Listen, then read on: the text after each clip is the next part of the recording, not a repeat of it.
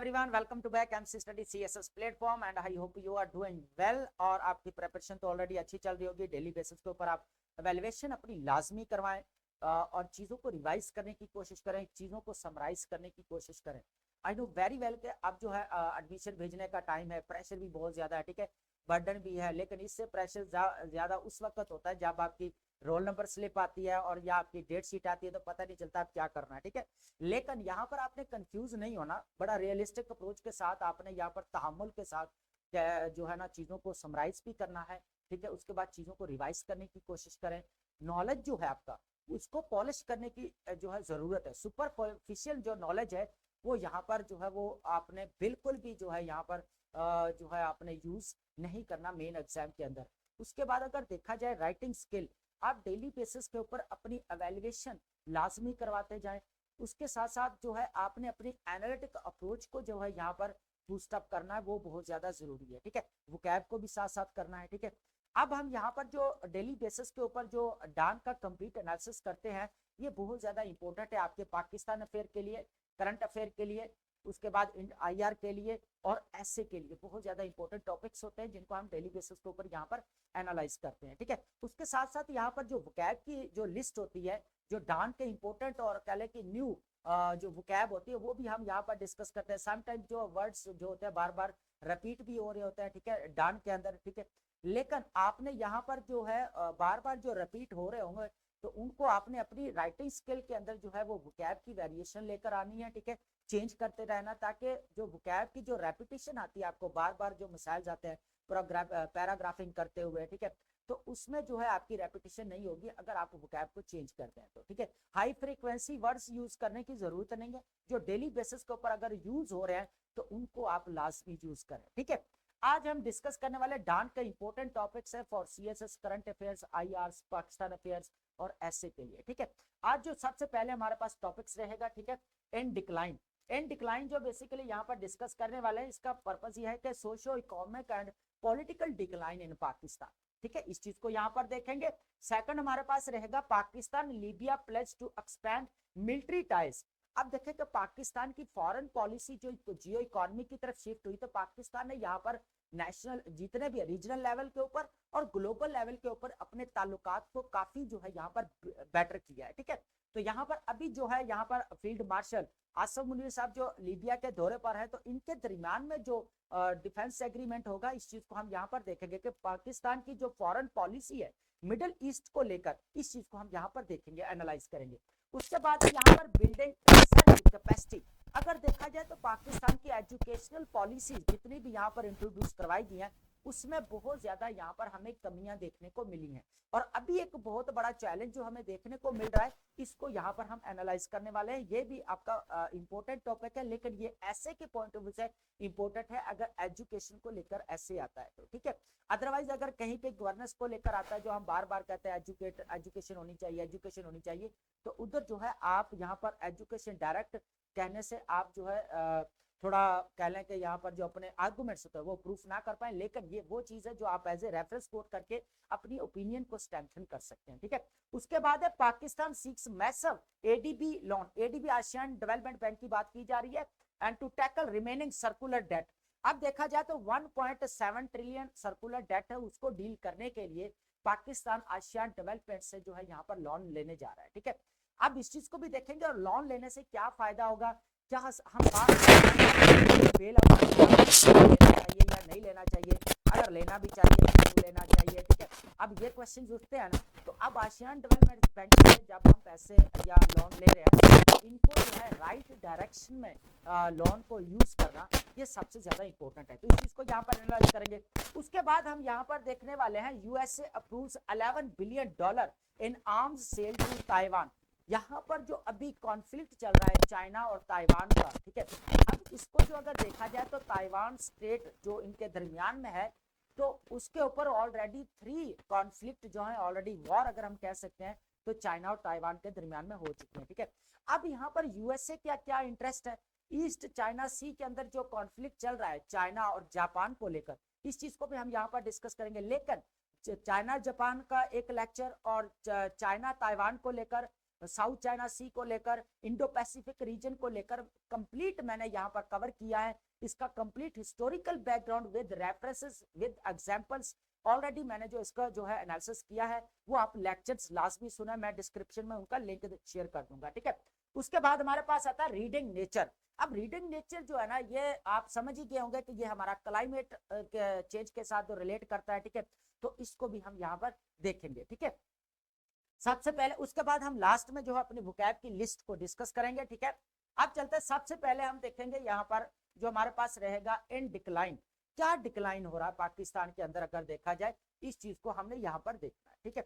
सबसे पहले अगर देखा जाए हमारे पास यहाँ पर इकोनॉमिक स्टैग्नेशन, इकोनॉमिक स्टैग्नेशन की अगर बात की जाए तो 2019 और 2020 की अगर बात की जाए तो पाकिस्तान का जो जीडीपी ग्रोथ था वो 1.3% था जस्ट, है ना। आप इमेजिन करें तो उस वक्त पॉलिटिकल इंस्टेबिलिटी पाकिस्तान के अंदर कितनी हमें देखने को मिल रही थी। उसके बाद अगर बात की जाए यहाँ तक कि माइनस में भी चला गया है 0.2% अगर बात की जाए 2022 के अंदर और 23 के अंदर, तो यहाँ पर जीडीपी ग्रोथ एकदम से जो है वो यहाँ पर डाउन चला गया, ठीक है। अब तो यहाँ पर हमें इकोनॉमिक स्टैग्नेशन देखने को मिली। अब इन डिक्लाइन तो हो रहा है ना, socio economic and political decline in Pakistan, है ना। अब हम यहाँ पर इस चीज को एनालाइज कर रहे हैं कि कौन कौन सा डिक्लाइन हो रहा है, यहाँ पर इस चीज को देखेंगे, यहाँ पर मल्टीफेरियस चीजों को हम ऐड करेंगे। उसके बाद अगर पॉपुलेशन की बात की जाए, जब आपका पाकिस्तान आजाद होता है तो 33 मिलियन जो है यहाँ पर पीपल्स होते हैं, लेकिन अब यहाँ पर अगर देखा जाए डिजिटल सेंसस के अकॉर्डिंग कर देखा जाए 2023 है तो 241 मिलियन जो है यहाँ पर आबादी हो चुकी है, जिसके अंदर अगर देखा जाए पॉपुलेशन, अगर यूथ पॉपुलेशन की बात की जाए तो 60 to 65% हमें यूथ यहाँ पर देखने को मिलती है अंडर 30 ईयर एज, है ना। उसके बाद यहाँ पर अगर बात करें, इंपॉर्टेंट है कि अभी जो पॉपुलेशन यहाँ पर ग्रोथ चल रही है पाकिस्तान की वो 2.55% है, लेकिन यहाँ पर इंक्लूड जो किया गया 2.6 है। मैं बात कर रहा हूँ डिजिटल सेंसस 2023 की बात कर रहा हूँ, उसके अकॉर्डिंग अगर देखा जाए 2.55 यहाँ पर पॉपुलेशन ग्रोथ है पाकिस्तान, ठीक है। अब एक चीज तो हमें यहाँ पर नजर आ गई कि इकोनॉमिक स्टैग्नेशन हमें देखने को मिलती है, ठीक है। उसके बाद अभी भी अगर बात करें ना, अभी हमारी इकोनॉमिक स्टैग्नेशन नहीं है इस वक्त पाकिस्तान के अंदर, keep it in your mind के अभी जो है यहाँ पर इकोनॉमिक स्टैग्नेशन नहीं है, इकोनॉमिक स्टेबलाइजेशन हो रही है, लेकिन इकोनॉमिक ग्रोथ नहीं हो पा रही, है ना। ये डिफरेंस इसमें डिफरेंस है, मैंने पहले भी इस चीज को कवर किया। ह्यूमन डेवलपमेंट रीटाइट की बात की जाए, अब देखिए ह्यूमन डेवलपमेंट की बात की जाए, देखिए ह्यूमन डेवलपमेंट आपको पता है एसडीजी गोल जो बनाए गए, ठीक है, सस्टेनेबल डेवलपमेंट गोल जो बनाए गए, ठीक है, 17। अब उनको अगर देखा जाए तो 13 उनमें से जो है पॉपुलेशन के साथ रिलेट करते हैं, 13 ऑलमोस्ट 13, है ना। तो अब देखा जाए तो ह्यूमन डेवलपमेंट के ऊपर ऑलरेडी आपका ऐसे भी पूछा जा चुका है ना। अब होता क्या कि ह्यूमन डेवलपमेंट में क्या चीजें इंपॉर्टेंट है, सबसे इंपॉर्टेंट चीज आपकी एजुकेशन आती है, यहाँ पर हेल्थ आती है, इंफ्रास्ट्रक्चर है, ठीक है। तो ये चीजें सारी किसमें आती है, यहाँ पर जो है ह्यूमन डेवलपमेंट आती है। लेकिन अब अगर इसका रैंक देखा जाए ना, अभी जो रैंक स्टैंड कर रहे हैं अगर यहाँ पर, तो बहुत कम रैंक है, और यहाँ पर देखा जाए तो 168 पे चला गया, कितना चला गया 168 पे अभी रैंक कर रहा है जो ह्यूमन डेवलपमेंट रैंक है, ठीक है। अब यहाँ पर देखा जाए डीपनिंग जेंडर गैप, अब देखें यहाँ पर कि अभी 2025 के अंदर इस ओपिनियन के अंदर जो बात की है 148 पाकिस्तान का है rank out of 148 countries, 148 out of 148, है ना, 148 आउट ऑफ 148 कंट्रीज, है ना। तो ये रैंक है पाकिस्तान का। तो यहाँ पर देखें जेंडर गैप यहाँ पर हमें देखने को बहुत ज्यादा मिलता है, क्योंकि जब भी यहाँ पर नेचुरल डिजास्टर्स आते हैं या एजुकेशन को लेकर, अगर विमेन एजुकेशन लेकर बात की जाए ना पाकिस्तान के अंदर, तो 51% समथिंग जो है यहाँ पर इनका लिटरेसी रेट है, जबकि अगर मैन की बात की जाए तो ऑलमोस्ट 68% बन रहा है, ठीक है। लेकिन अगर ओवरऑल बात की जाए तो 60% बढ़ रहा है यहाँ पर लिटरेसी रेट। तो अगर देखा था जो जेंडर गैप हमें यहाँ पर ज्यादा देखने को मिलता है, विमेन एम्पावरमेंट, नो डाउट हमारे पार्लियामेंट्स में देख लें, जॉब में देख लें कि वाकई कोटा के जरिए जो है विमेन्स को अपलिफ्ट किया जा रहा है, वो ओपन मेरिट पे भी आ रही है, नो डाउट के विमेन्स को काफी है। लेकिन अभी भी मार्जिनलाइज्ड एरियाज, बैकवर्ड एरियाज जैसे वेस्ट पंजाब है, साउथ पंजाब है, केपीके के कुछ बैकवर्ड एरियाज हैं, बलूचिस्तान के हैं, उसके बाद यहाँ पर सिंध के हैं, तो इनको यहाँ पर जरूरी है उनको अपलिफ्ट करना, है ना। अब बात करेंगे यहाँ पर एजुकेशन लैग की बात करें। अब देखें जो सेकेंडरी एंड टेरिटरी इनरोलमेंट की बात की जाए ना, रेट्स, तो 1972 के अंदर 1972 और 1969 के अंदर जब साउथ कोरिया के अंदर जो कह लेना कर इनरोलमेंट का रेट था, तो पाकिस्तान के अंदर भी आज वो आ गया था। आज भी देखे 25 मिलियन अगर चिल्ड्रन जो है आउट ऑफ स्कूल है ना। अब न्यू डाटा, पहले तो 22 पे 4 दिन चला ना, तो 22 मिलियन। अब जो बात की जा रही है 25 मिलियन, जो मैं बात कर रहा हूँ डिजिटल सेंसस की बात कर रहा हूँ 2023 की, है ना, 2023 की, ठीक है। लेकिन अभी 2000 कह लेते हैं अभी यहाँ पर 26 मिलियन भी बोला जाता है, 26 मिलियन भी बोला जाता है, लेकिन आप ऑलमोस्ट अगर वर्ड यूज करते हैं साथ तो वो ज्यादा बेटर रहेगा, सिक्योर भी रहेगा, ठीक है। तो यहाँ पर अगर देखा जाए तो वो हमें कम देखने को मिलता है। साउथ कोरिया लाइक यहाँ पर देखा जाए 1972 के अंदर, 1979 के अंदर, ठीक है, 1979 के अंदर, तो इनको एनरोलमेंट यहाँ पर देखने को मिलते हैं। अब यहाँ पर अनएम्प्लॉयमेंट रेट बढ़ता जा रहा है। सबसे पहले देखा है ह्यूमन डेवलपमेंट के ऊपर जो है वो ज्यादा फोकस नहीं किया जा रहा। अब एजुकेशन की क्वालिटी, देखिए क्वांटिटी बढ़ाते बढ़ाते क्वालिटी के ऊपर कॉम्प्रोमाइज किया जा रहा है।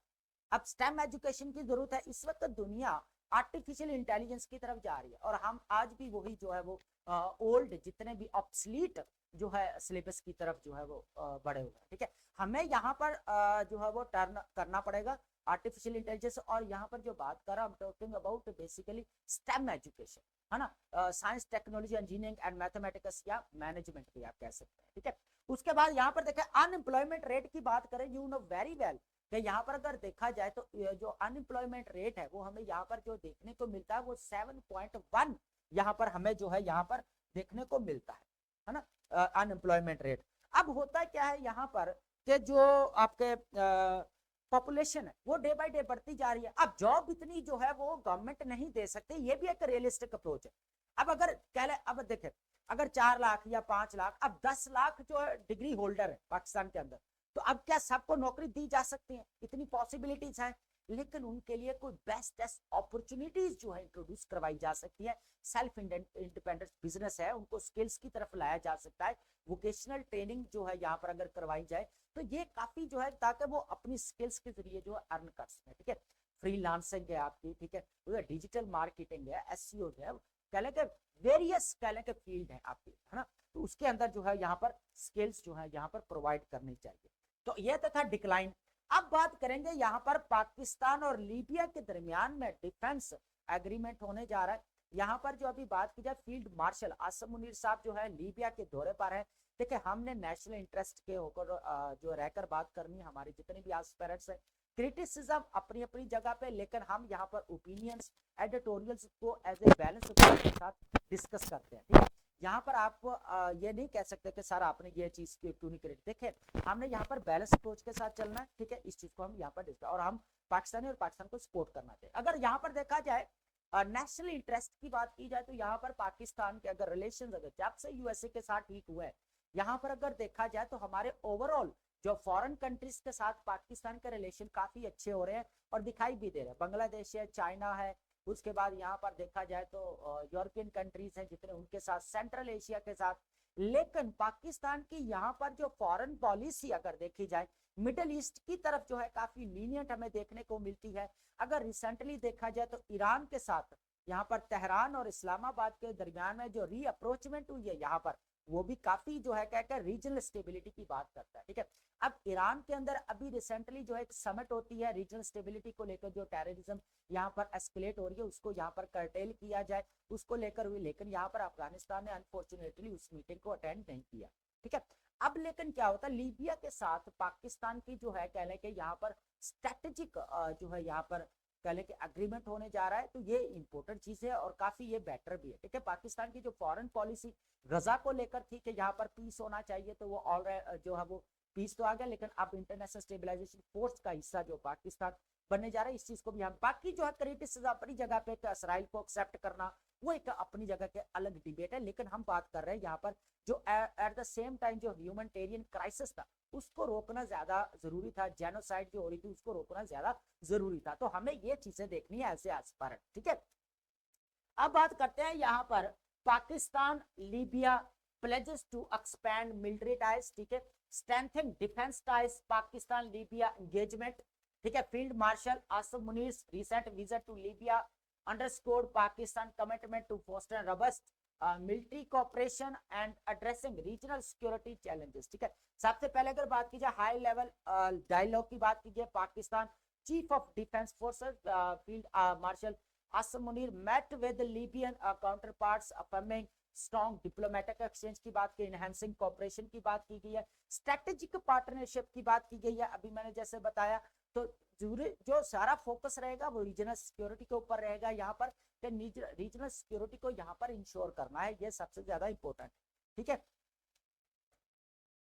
अब बात की जाए यहाँ पर बिल्डिंग रिसर्च कैपेसिटी, ये इंपॉर्टेंट है। अब देखें पाकिस्तान के अगर एजुकेशन हमें यहाँ पर कह ले कि हमारी प्राइमरी एजुकेशन है, मिडिल एजुकेशन है, हायर एजुकेशन है, देन फिर नहीं सॉरी हाई एजुकेशन है, फिर सेकेंडरी हाई एजुकेशन है, फिर उसके बाद अगर देखा जाए हायर एजुकेशन है ना, तो इस तरह जो है वो ग्रुपिंग में यहाँ पर डिवाइड है ना। लेकिन अगर देखा जाए जो क्वालिटी है वो यहाँ पर नजर नहीं आती। एजुकेशनल पॉलिसी यहाँ पर जो है एक नहीं दो नहीं, यहाँ पर जो है काफी पॉलिसी अगर बोला जाए 9 to 10 जो है एजुकेशन पॉलिसीज इंट्रोड्यूस करवाएगी, लेकिन उनमें से अगर कोई देखा जाए ना कोई प्रैक्टिकल या प्रैग्मेटिक हमें कोई सोल्यूशन अगर देखने को मिलता है तो वो यहाँ पर नहीं देखा। अब एसएनसी को यहाँ पर इंट्रोड्यूस करवाया गया था सिंगल नेशनल करिकुलम को, ताकि यहाँ पे जो कह लें कि इनक्वालिटी है एजुकेशन की, जो क्लास सिस्टम जहाँ पर डिवाइड है तो उसको यहाँ पर इक्वल करना था। लेकिन अनफॉर्चुनेटली वही प्रोविंसेस की अगर बात की जाए तो उन्होंने इसके ऊपर जो म्यूचुअल अंडरस्टैंडिंग होती है वो यहाँ पर हमें देखने को नहीं मिली। ठीक है,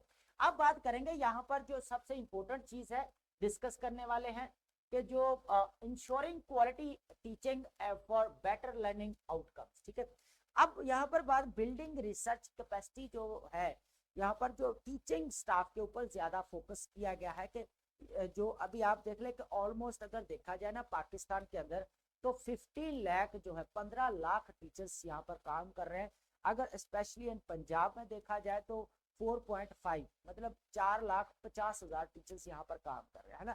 लेकिन फ्यूचर क्या है, क्या वही जो एक क्लास को पढ़ा रहे हैं 25-30 से 25 to 30 टीचर्स, क्या वो नेक्स्ट भी इस तरह उनके अंदर स्पिरिट या जज्बा रहता है? क्या उनको यहाँ पर मोटिवेशन की जरूरत है, सैलरी पैकेज अच्छे होने चाहिए। लेकिन कुछ चीजें यहाँ पर बहुत सारे हमें फ्लॉज भी देखने को मिले हैं, इस चीज को हम यहाँ पर देखते हैं। ठीक है, good teaching significantly impact students learning, no doubt अगर अच्छे उस्ताद कराम है तो अच्छी लर्निंग होती है। ठीक है, yet Pakistan faces substantial hurdles इन रिक्रूटिंग। अब यहाँ पर सबसे ज्यादा जो मसला रहा है एक तो रिक्रूटमेंट में आ रहा है। अब पंजाब के अंदर ही देख ले कई कह ले के अब साल हो गए कि अभी यहाँ पर जो टीचिंग की प्रॉपर वैकेंसीज आनी चाहिए थी वो नहीं आती, क्योंकि यहाँ पर जो बजट के ऊपर बर्डन पड़ता है सैलरीज के ऊपर यहाँ पर, तो इस वजह से जो है यहाँ पर नहीं। लेकिन यहाँ पर डेली बेसिस के ऊपर रखना टीचर्स को डीमोटिवेट करने के बराबर होता है, इक्वल होता है। अब लाइसेंसिंग की भी बात की जा रही है। ठीक है, उसके बाद अब यहाँ पर लिगेसी ऑफ डिस्क्रेशनरी रिक्रूटमेंट। अब होता है क्या है कि एलिगेशन, अब टीचर्स के ऊपर भी ना देखा जाए तो अब टीचर्स का भी यहाँ पर हमें कसूर नजर आता है। सरकारी स्कूल्स में देखा जाए बच्चे क्यों प्राइवेट की तरफ जाते हैं, क्योंकि सरकारी में अगर देखा जाए देखिए टीचर्स को नो डाउट सरकारी स्कूल्स में अगर देखा जाए तो जो तादाद है वो बहुत ज्यादा होती है, एक टीचर को मैनेज करना मुश्किल हो जाता है। ठीक है, अब उनकी असेसमेंट भी करनी है सारी, अब एक क्लास को तो पढ़ाना नहीं है, बहुत सारी क्लासेस को पढ़ाना आता है, 9, 10 है, 8 है, 7 है। ठीक है, लेकिन आप डिवाइड होते हैं ना यहाँ पर सारे। लेकिन होता क्या है यहाँ पर कि वो टीचर तो कम पढ़ते हैं, फिर होता है तादाद ज्यादा, फिर यहाँ पर जो क्वालिटी होती है ना वो कॉम्प्रोमाइज हो जाती है। तो फिर हमें यहाँ पर लगता है कि एक तो निपोटिज्म नजर आने लगी, उसके बाद यहाँ पर देखा जाए तो करप्शन नजर आने लगी, तो ये भी काफी फ्लॉज है।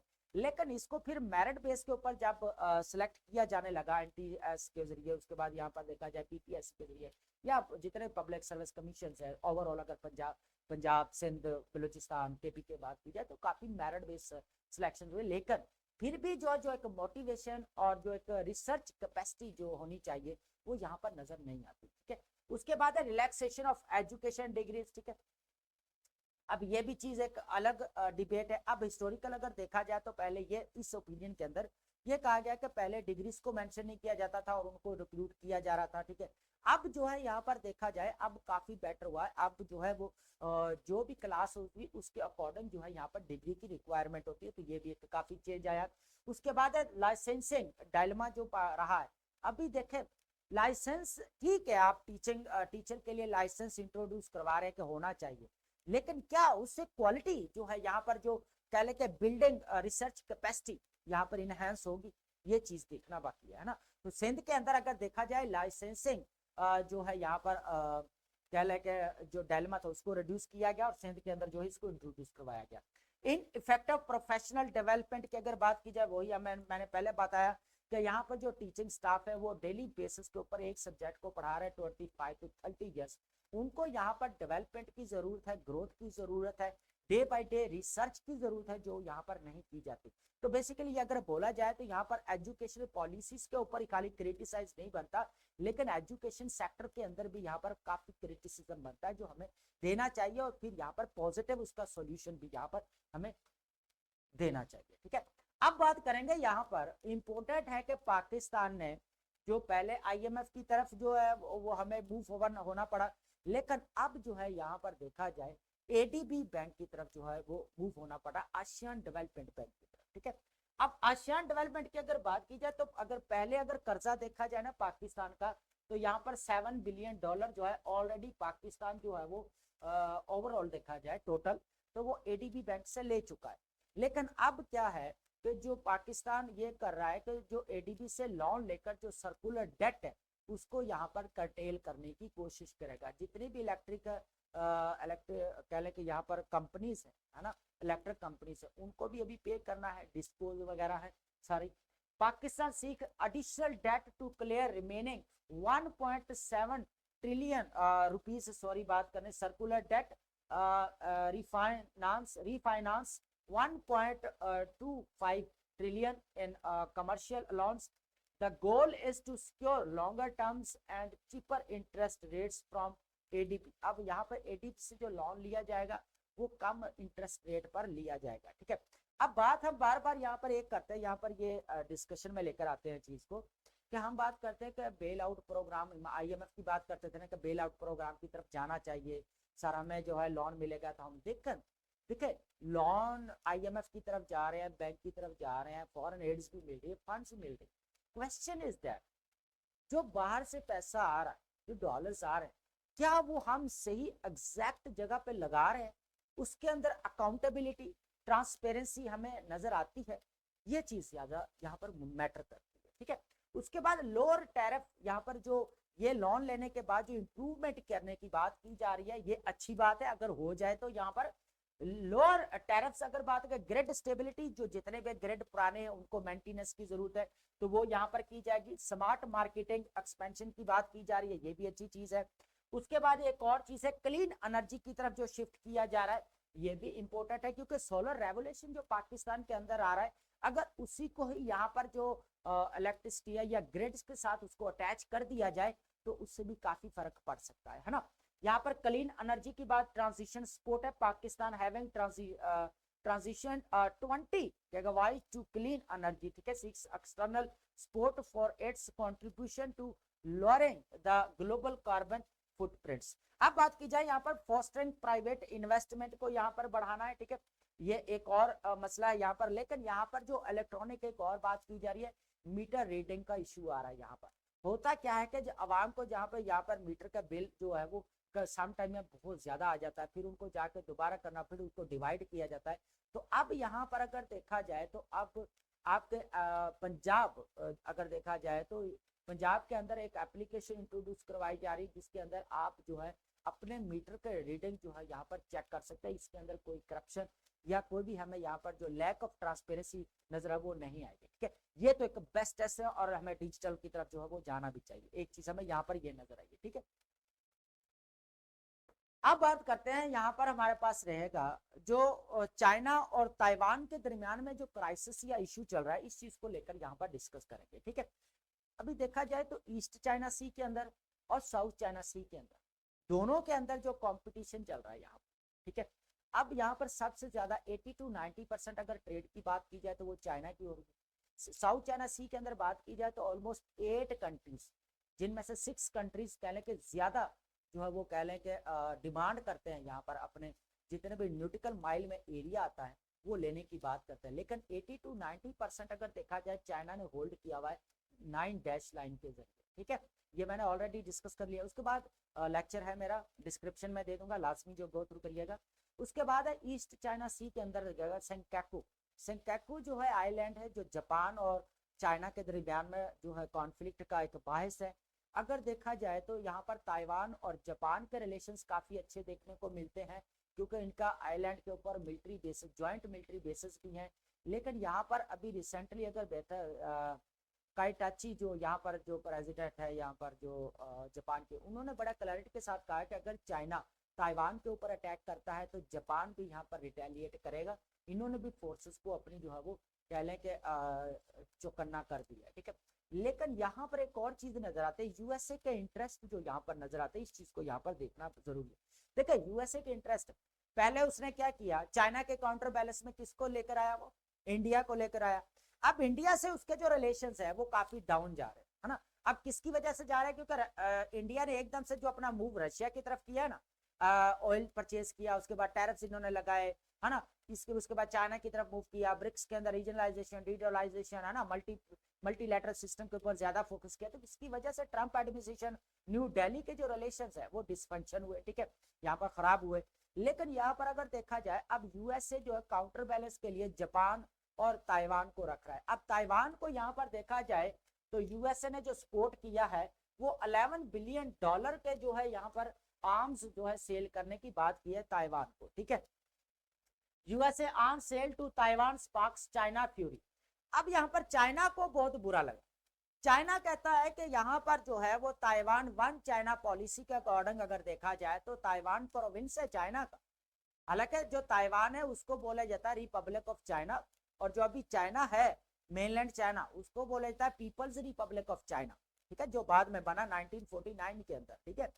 लेकिन हुआ क्या कि वन चाइना पॉलिसी के अकॉर्डिंग अगर देखा जाए तो ताइवान जो है वो इसका जो है प्रोविंस है, और यूएसए को इंटरनल मामला में जो है वो इंटरफेरेंस नहीं करनी चाहिए, ये चीज यहाँ पर सामने आई है, ठीक है।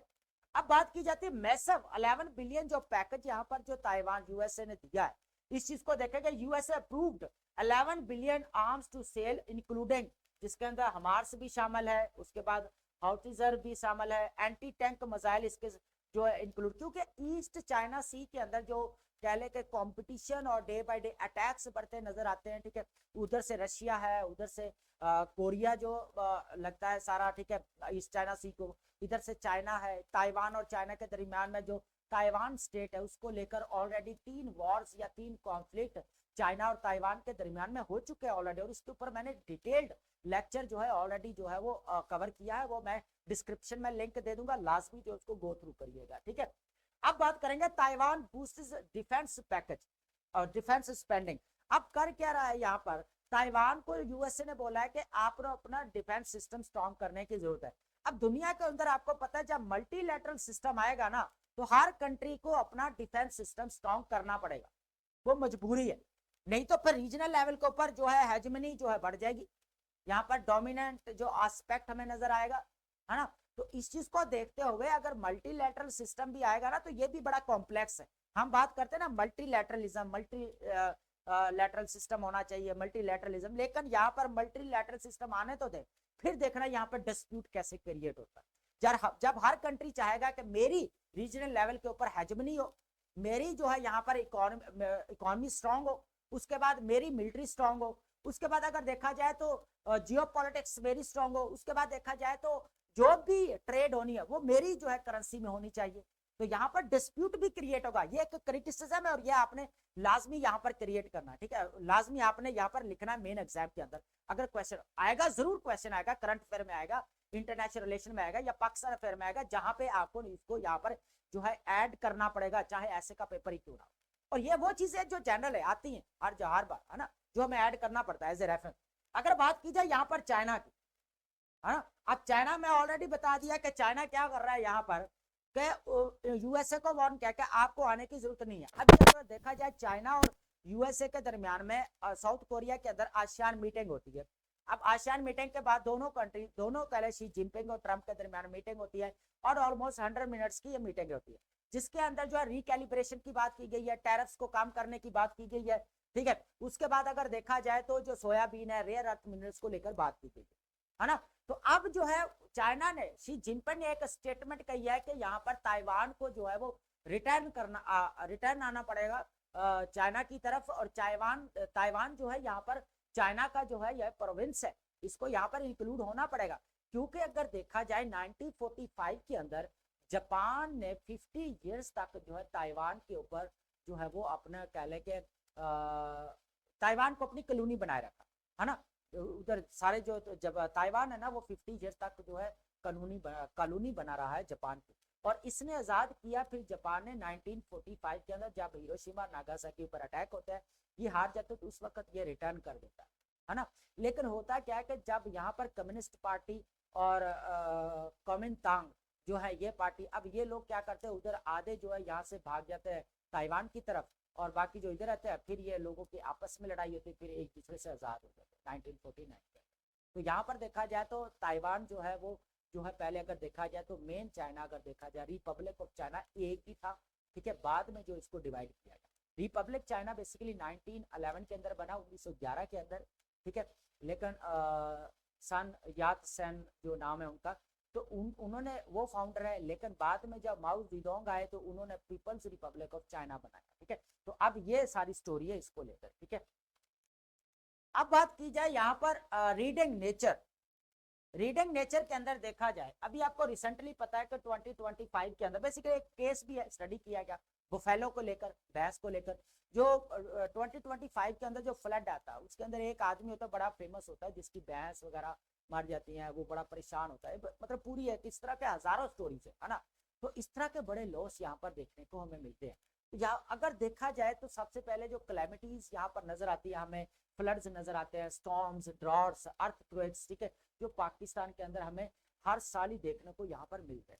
उसके बाद ह्यूमन टॉल अगर नुकसान देखा, थाउजेंड्स ऑफ द फैमिली जो है यहाँ पर डिस्प्लेसमेंट होती है। अब 33 मिलियन 2022 के अंदर, 2022 का जब फ्लड आया 33 मिलियन लोग यहाँ पर डिस्प्लेसमेंट हुई उनकी, और $30 बिलियन तो उनका लॉस हुआ यहाँ पर पूरा पाकिस्तान का, है ना। यहाँ पर अगर देखा जाए 40% आबादी अगर देखा जाए पावर्टी लाइन 40% जो है वो रह रही है ना। अब बात की जाए एड लिमिटेशन की, बात की जाए, अभी recently prime minister of Pakistan, है ना, शहबाज शरीफ साहब ने बड़ा क्लैरिटी के साथ कहा था कि अब 2025 का जो लॉस हुआ है $822 बिलियन, कितना हुआ यहाँ पर 822 जो है बिलियन रुपीस हुआ है यहाँ पर, $2.9 बिलियन लॉस हुआ है अभी 2025 फ्लड की बात कर रहे हैं हम। तो अगर देखा जाए तो पाकिस्तान ने डिसाइड किया कि हम जो है यहाँ पर एड और फॉरेन फंडिंग हम एक्सेप्ट नहीं करेंगे, हम अपने जो है वो कदमों पर खड़े होंगे, और ये जो खड़े होने की बात की गई है ये 2061 तक जो है हम इसको कवर करेंगे, अपने पांव पर खड़े होंगे, किसी से कोई मदद नहीं लेंगे। ये वाकई एक अच्छी अप्रोच है, ठीक है। बेगर्स कांट बी चूजर, जो मांगने वाले होते हैं कोई भी डिसाइड नहीं कर सकते, डिसीजन नहीं ले सकते। तो ये पहले भी उन्होंने एक स्टेटमेंट ऑलरेडी दे चुके हैं। अब बात की जाए यहाँ पर लेसन्स फ्रॉम सिंगापुर, हमें सिंगापुर से यहाँ पर लर्न करना चाहिए। अब सिंगापुर ने क्या किया, यहाँ पर 4 नेशनल टैप्स स्ट्रेटेजी को अपनाया यहाँ पर, ठीक है। रेन वाटर है, हार्वेस्टिंग है, उसके बाद न्यू वाटर है, उसके बाद रिक्लेमेशन है, उसके बाद डिसैलिनेशन है, उसके बाद एडवांस्ड वाटर टैंक है। तो इसको यहाँ पर जो है पाकिस्तान के अंदर भी ये इंट्रोड्यूस करवाना काफी इंपॉर्टेंट है, क्योंकि जो पाकिस्तान के अंदर वाटर शॉर्टेज हो रही है तो उसकी वजह से यहाँ पर जो फिर और भी बहुत सारे मसाइल्स क्रिएट हो रहे हैं, ठीक है। अब यहाँ पर नेचुरल डिजास्टर्स की वजह से अगर देखा जाए तो एग्रीकल्चर आपका जो है वो सेक्टर तबाह हो रहा है, ठीक है। तो इसको देखते हुए यहाँ पर पाकिस्तान ने भी सिंगापुर से जो है यहाँ पर जो लेसन लेना चाहिए वो लेगा, और यहाँ पर जो नेशनल कह ले के जो 4 नेशनल टैप स्ट्रेटेजी है इसको अपनाना जरूरी है यहाँ पर, ठीक है। अब बात करते हैं यहाँ पर हमारे पास जो नेक्स्ट रहेगा वर्ड है, बहुत इंपॉर्टेंट हमारे पास वर्ड है आज, उनको हम डिस्कस करते हैं। सबसे पहले हमारे पास वर्ड रहेगा फ्लमेक्स। फ्लमेक्स का मतलब होता है यहाँ पर टू कंफ्यूज और बेविल्डर कंप्लीटली, सख्त उलझन में डाल देना, कंफ्यूज कर देना, बेफिल कर देना, ठीक है, फ्लमेक्स। ब्लोविएट, ब्लोविएट का मतलब होता है to speak at length with little substance, ठीक है, बेजा और फजूल गुफ्तगू करना, ठीक है, उसको बोला जाता है। हम कह सकते हैं कि रेंट या रैम्बल, ठीक है, इधर उधर की मारना। उसके बाद है फ्यूरी, फ्यूरी का मतलब होता है इंटेंस एंगर या रैग को बोला जाता है यहाँ पर शदीद गुस्सा, है ना, रैग को बोला जाता है। उसके बाद वेहमेंट, वेहमेंट का मतलब होता है यहाँ पर शोइंग स्ट्रॉन्ग फीलिंग और फोर्स, निहायत ही शदीद पुरजोर हमें नजर आना, फोर्सफुल, अटेंस सिचुएशन को, शदीद किस्म की, है ना, सिरेंडिपिटी आपका ऑलरेडी जो है वो प्रीवियस ईयर में सिनोनिम्स और एंटोनिम्स में पूछा जा चुका है वर्ड, जिसका मतलब होता है finding something good by chance, ठीक है, खुशगवार इत्तेफाक होना, चांस या लक की बात। उसके बाद है इनमेट। इनमेट का मतलब होता है person confined in a prison और इंस्टीट्यूशन, ठीक है, कैदी को बोला जाता है हरासन, प्रिजनमेंट को बोल सकते हैं, प्रिजनर को डिटेनी को बोल सकते हैं। उसके बाद है स्टर्न। स्टर्न का मतलब होता है स्ट्रिक्ट होना, सीरियस, बड़ा कह ले के सख्त टाइप का होना, स्ट्रिक्ट होना, स्वेयर होना, ठीक है। उसके बाद हमारे पास वर्ड है इनफ्रिंज। इनफ्रिंज का मतलब होता है टू वायलेट और ब्रेक अ लॉ, क्या करना, रूल को तोड़ देना, लॉज को, कानून को तोड़ देना, तो इसको वायलेट की बात कीजिए। या ब्रीच, ब्रीच का मतलब क्या होता है, जो आप कह लें कि लॉ को जो है तोड़ते हैं, ठीक है। अब बात करते हैं, हमारे पास नेक्स्ट वर्ड रहेगा, बहुत इंपॉर्टेंट है ये वर्ड हमारे पास, संपैटिको। संपैटिको किसको बोले जाता है? Simpatico basically likeable, having mutual understanding को बोला जाता है, हम मिजाज को बोला जाता है, फ्रेंडली, एग्रीबल। सिंपैटिको इंपॉर्टेंट है, इसको लाजमी आपने नोट डाउन करना है। एंसेलरी, एंसेलरी का मतलब होता है प्रोवाइडिंग सपोर्ट और सप्लीमेंट्री, ठीक है, मुआवन या अजाफी बोला जाता है, सपोर्टिंग की बात की जाती है, ऑक्सिलरी की बात की जाती है। एक्सेंचुएटेड, एक्सेंचुएटेड का मतलब था मेड मोर नोटिसेबल और एम्फसाइज्ड, ठीक है, नुमाया किया गया, एम्फसाइज्ड या हाईलाइटेड को बोला जाता है। फ्यूरियस, फ्यूरियस का मतलब था एक्सट्रीमली एंग्री, ठीक है, बहुत ज्यादा गुस्से में होना, ठीक है। इनरेज्ड या लिफ्ट की मतलब कह सकते हैं। Polite already you know very well, कैम राइटिंग में यूज करते भी हैं डेली बेसिस के ऊपर। डिफिकल्ट और अनफॉर्चुनेट सिचुएशन को बोला जाता है, कठिन मुसीबत को बोला जाता है, प्रिडक्मेंट को बोला जाता है, हार्डशिप को बोला जाता है। उसके बाद डीसैलिनेशन, डीसैलिनेशन को होता है removal of salt from water, ठीक है, वाटर से जो कहले के जो सॉल्ट होता है उसको रिमूव करने को बोलता है। बेसिकली प्योरिफिकेशन या ट्रीटमेंट को कह सकते हैं, क्या कह सकते हैं, डीसैलिनेशन, प्योरिफिकेशन या ट्रीटमेंट को कह सकते हैं। जाउंटी, जाउंटी इंपॉर्टेंट है यहाँ पर, ठीक है, जाउंटी का मतलब होता है लिवली या चेयरफुल और कॉन्फिडेंट को बोला जाता है, खुश मिजाज या चुस्त, चेयरफुल या लिवली को बोला जाता है। ड्रीडल, अब ड्रीडल जो है ना यहाँ पर जो युद्धि है ना अपने खेल के अंदर वो यूज करते हैं, उसको बोले जाते हैं, जिसकी शेप जो है ना इस तरह के होते, इतनी अच्छी नहीं बनेगी लेकिन मजाक नहीं उड़ाना, यहाँ पर इस तरह की जो है ना यहाँ पर जो है वो कह लें कि शेप बनी होती है, जिसके जरिए वो क्या करते हैं यहाँ पर खेलते हैं, इस तरह उसके ऊपर कुछ नाम वगैरह लिखे होते हैं, तो इसको बोला जाता है यहाँ पर ड्रीडल। तो अब four sided spinning top used in Jewish game, ठीक है, स्पिनर और टॉप, अगर इसके सिमिलर मीनिंग की बात की जाए तो इसको स्पिनर या टॉप को बोला जाता है, ठीक है। तो ये इंपॉर्टेंट वर्ड है, अपने मैं पहले भी कहता हूँ कि अपनी वोकैब के अंदर वेरिएशन लेकर आए ताकि आपका रेपिटेशन से जान छूट जाए, ठीक है।